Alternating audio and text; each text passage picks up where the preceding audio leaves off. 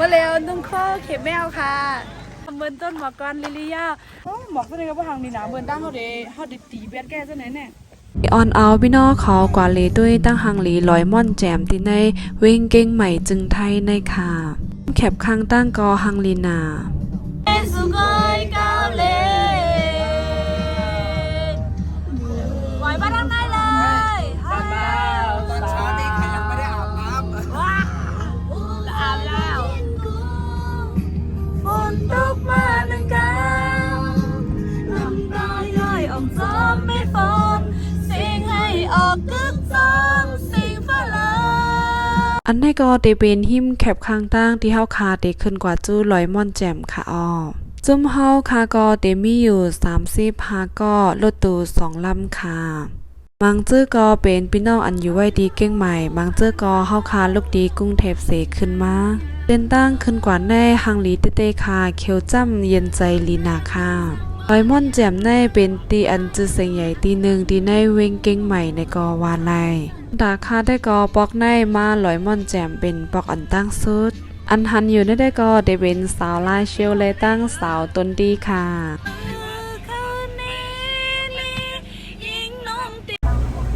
โอ้นั่นเนี่ยอันเบิ้งกูดอันเบิ้งหาจริงหาเสียงน่ะมันเกิดกดมันมาหาดิลันฟ้าเลยไป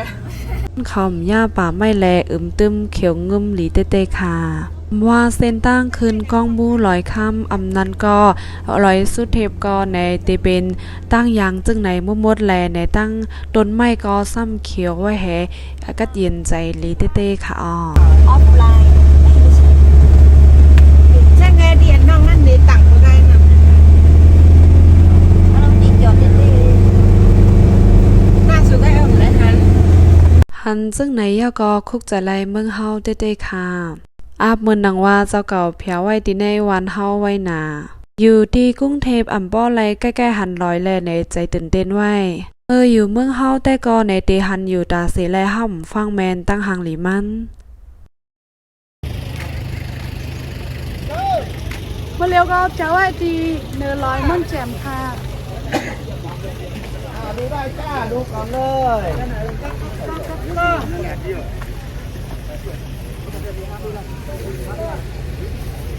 ในก็เป็นตากึดโลดตอนด่าเฮาคาเดขึ้น10ไปขึ้นกว่าตัวตาหังหลีเนื้อลอยค่ะเอ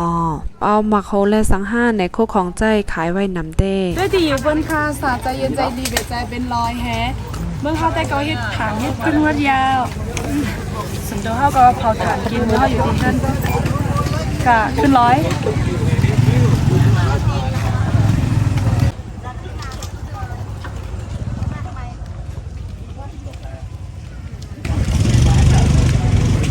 ขึ้นเตจ้าขึ้นลอยม่อนแจ่มกายาคาเหมือนตั้งยามหันที่ในเฟซบุ๊กดีเปิ้ลใส่โป้เข็มแมวแห่กันไหนยาก็ตื้มหมักโคเขานั่นไหนก็มือเลี้ยวได้ก็เดไล่ขึ้นกายาคา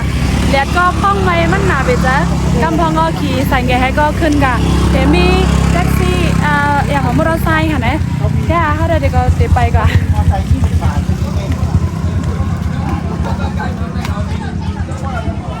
อันนี้ก็จะเป็นน้ำหมักที่อันเขาน้ำสภาวะน้ำหมักสภาวะให้ก็อีเทสไว้เป็นไวน์ค่ะเดี๋ยวมีกูเส้นค่ะฮังลีนะค่ะเจมเอาหมักไม่หมักดอกอันออกในสวนเขาก็มาว่างขายน้ำเต้ๆวาค่ะอันออกจอมลุยสภาวะ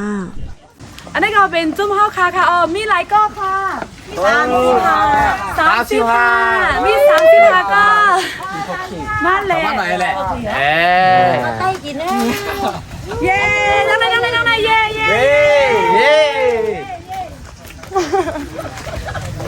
ก็มาเก่าจองแล้วเนี่ยสองพี่น้องขอยามผัดอันได้ค่ะมือเขาก็เล็กเนี่ยเขาเด็กใกล้เขียนได้ค่ะนะมาด้วยค่ะพี่เป็นละลายล่ำค่ะได้ค่ะมือเขาก็เล็กเนี่ยเด็กขี่น้ำได้ว่ะขี่ลงมาเอาบนเนี่ยขี่ลงมาเนี่ยเขียนเนี่ยเหรอฮะลูกอ่อนเขาขี่ลงมาค่ะโอ้แขนได้ว่ะขึ้นมาหันยากอคุกจะไล่ปานเฮาเมื่อก็เล็กนะคะเฮาขามขี่ล้อจังไหนเซตากอในเตเอาหมักตายาลดเคืองว่าเจ้าในค่ะนอหมักตายาทอเจ้าในมากินแลนลงลอย ค่ะก็เล็กๆในมาตุกแม่เฮาตอนดาได้เฮ็ดมักล่องยาไผก็โทรจอมตั้งในเด็กๆย้อนเบอว่าเฮาอ่ำมีผู้ใจเพราะว่าเป็นใต้ก็ในอูเขาได้เฮ็ดปันมักล่องยาไผก็ตอนดาเฮาเดแลจอมมันก็แก้เขาเจในแลในโทรหลีจอมกิ่ววานเฮาจึงไหนออกแม่เฮาก็ตั้งหมอแหตั้งการแนวไทก็ในเนี่ยเฮ็ดปันค่ะคุกจะไรมือก็เล็กนาเอาตัวยาวแต่ก็แลบลีเกี่ยวอยู่ค่ะก้อยกาเหมือนว่าคำฮัดขี้ซีดตัวเร็วนุ่งโคสามารถ มาเร็วนึ่งโคเข็มแมวค่ะอ๋อตื้อหมูเข็มแมวไงนึ่งโคได้ก่อนนึ่งโคอีกอย่างก็มาหัว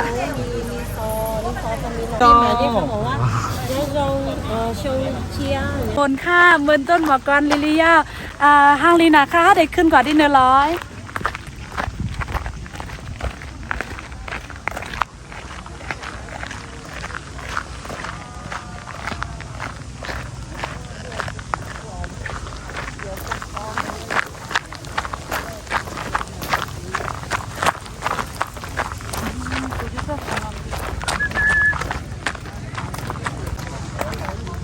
โอ้ยเขาบอกด้วยตั้งใจนั่นโอ้มันทางนี้อ่ะ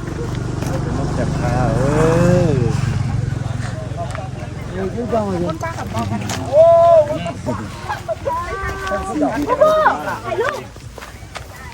ใส่ อย่างเอา ขอบคุณสุ่มร้อยอ่ะไม่ใช่อันนี้ทางนี้อ่ะอันรักดีอยู่เนาะเท่านี้ก็ดูเมืองไกลมาดูมาด้วยเนี่ย มึงใจเขาเป็นปอมแต่จนไม่พูดอะไรเป็นปอมมาเขาปอมหัว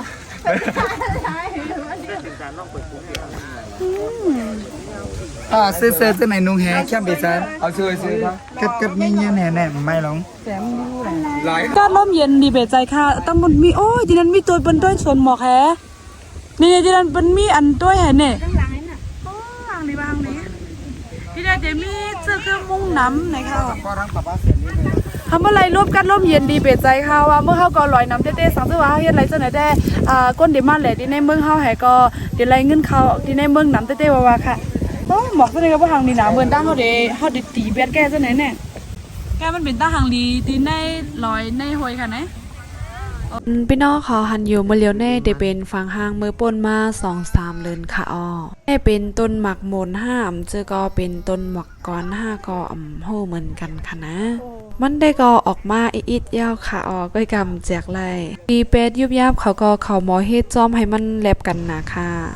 กำในก็เฮาคาเขาตีขึ้น10ขึ้นกว่าด้วยตั้งหางหลีตีในสวนหมอกค่ะอ้อแลดไม่แตงจังไหนมังกำก็คุบจะไลอัดเตเฮาดีกว่าตีสนตีไห้ไว้นะค่ะกล้วยกาเป็นตีอันห่อมยำแผวเสบอกแลมันก็แปลกหูแปลกตาให้ก็ลีใจตื่นเต้นไว้อยู่อีแคมอันนึงได้ก็ถึงที่ว่าเตมีก้นแหล่นำเซตาก็ตีไหลหนังตีนันมียุบยับ ก็ดีใจดีเป็ดใจอ่ะโอ้วานทางนี้จ้า ที่เป็นท่านน่ะที่เป็นสมัคร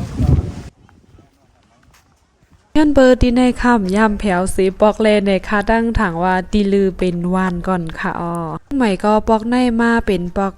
กำ2ลูกค้ามาเมืองไทยในสังคาออกการคาดัมมีตื้อตั้งไรก่อนเลยให้ลดแล้วสีปอกสั่งไล่ก่อนแลก็ไล่กว่าจ้อมทิ้งปันลูกอ่อนแม่เล่งเขาซัมมีเป็น3ก่อแลในมันเฮ็ดให้กลุ่มน้องๆจันให้ก็กลุ่มติวซาติวซ่องไงก็ง่ายๆยะค่ะค่าเป็นปีตุ้ยลูกอ่อนก้นตุ้ยลูกอ่อนเปิ้นแน่แม่เล่งเขาเตมีลูกอยู่3ก่อที่อันเฮาคาตุ้ยเป็นพ่องล้นมันหลายๆคืออันตั้งในจ้มหนาป้อไหลออกก่อนไหลตั้งนอกหั่งก้อยในกว่ากินหมูกระทะก้อยก็ตามมุนซ้ำบ่มไข่มึนตาไหลเย้าเขาว่าอ่อนกันจมเบอร์เปิ้นหมอสร้างแลในทิ้งยอกอ่อนก้อยก็เปิ้นดังหมอเอาเฮ็ดตีแหล่ในก็เป็นตีลือเศร้าจือก็ห้องเศร้าตีเปิ้นมาลือเฮอลือใจตีในค่ะอ้อตอนหมอกอันในตอนด่าเฮาเดเข้ามาด้วยตั้งหางหลีมันแน่แน่ตีไลปันเงิน1,000เงินไทยค่ะบ่เป็นเงินเมืองเฮาก็ตีตกอยู่เฮงบายตีตกจำ2เฮงค่ะ เฮ้ยบอกข้างนี้อ่ะ ใช่ถ้าไม่ชอบจะเห็นเหรอ โอ้ว้าวโลตาน เมาแซนวีเล่ซาวลาเชียว เลย ฮัลโหล ว้าว ฮาริเบจ้า อ๋อโลสวย แม่ มาก ราคา เหมือนอันพร้อมลีเลียมันห่างลีหนาละอันเป็นอันเต้ค่ะได้รู้แกมันห่างเลียว่าเขาเฮ็ดไว้ ว่าเฮาแหล่เซติติไหนอย่าไปลืมไถก็ป้ายมันไหนค่ะว่าเปิ้นว่ายันเบอหังแหน่เหมือนกันดังเฮาอ่ำถึงเก้ป้อเฮาอ่ำไถก็ป้ายมันไหนค่ะก็มันแหละไถให้อีแจ๊ด หมอกหมอกลาวพ่อง ยุกสูงนี่นะเธออ่ำหอม มันเป็นเนื้อร้อยแล่ในอันเป็นหมอกได้ก็อ่ำมีเจนังก่อนค่ะก้อยกาย้อนเปอเขาหางเคิงไว้เขาหมอพกให้มันเป็นตึกเป็นตึกไว้คับคอมแลในแต่ไรว่ามันก็หลีด้วยกว่าหางมันตั้งลอยก็สีเขียวจำกึมแห่ไหนตึกหมอก็เฮ็ดให้เป็นตีแลย่อก็ไปมาเฮ็ดฮงหรือเศร้าแทงก่อนย่อก็ตีอันเป็นตึกพักเขาจะได้ก็เขาได้เอาลอยแน่เขาได้เฮ็ดร้อนค่ะนะเมื่ออันตั้งในป้ายผูกซอมเขาเดมาสอนเฮาเฮ็ดร้อนให้ก็ผูกจังนั้นในค่ะสมโดค่ะดังว่ามันคามตีกันแน่ผูกเนื้อลอยจันจังไหนบ่เหลียทำได้ให้มาเฮ็ดตึกเฮ็ดสังในสังห้ำมาหันจะแน่มันก็พูดตีปองมันคันดอกเมื่ออันตั้งแน่หนังอันใดก็เป็นขาหมักน้ำเตาก้อยขาก้อยก็เป็นตีแหล่ไล่ย่อก็ผูกกินไล่ย่อก็เป็นการเป็นงาน จะเป็นหมอกฮอนไก่ค่ะเปิ้นแน่มีหมอกฮอนไก่ก็เอาเฮ็ดตาหางลีให้ก็หาเงินเข้าไรค่ะหมอกฮอนไก่เจ้าหนังเบิ่งเฮานั่นค่ะไหนหางลีนะค่ะย่าก็เดี๋ยวเลยว่าซีหมอกฮอนไก่ในเป้เปิ้นบ่ตั้งสนค่ะว่าเจ้าดีหมอกอันมีในป่าเจ้าในค่ะนะอันนั้นก็จะเป็นตีลือค่ะตีลือเจ้อันเผิกๆนั่นเนี่ยจะเป็นตีลือมดค่ะตีเปิ้นมานอนให้ก็ลือให้ด้วยตาหางลีลอยเจ้าในมันลือเฮ่อใจเปิ้นมันลือเฮ่อการเปิ้นเจ้าไหนค่ะแน่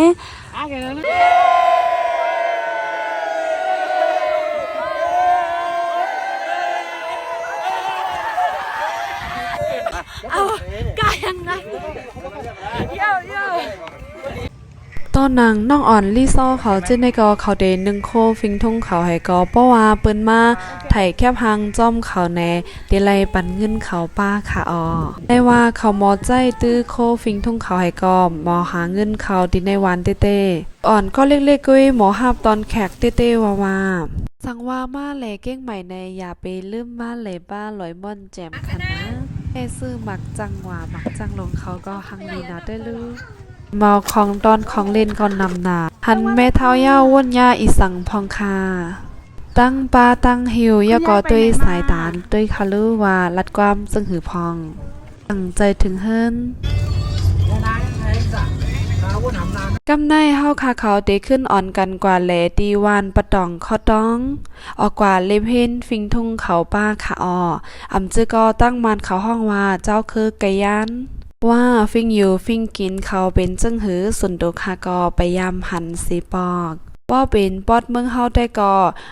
ยำยินว่าเตมีตั้งหิมหนองอินเลในค่ะเนาะป่นหนองอินเลกว่าในก้อยกาอำหูนังก่อนยำยินข้าวให้ขึ้นออกกว่าเล็บเฮนจอมเฮาค่ะตีวันปะตองคอตองค่ะเนาะง่ากันวิดีโอหนหน้าค่ะไม่สงค่ะนนคำลาเชล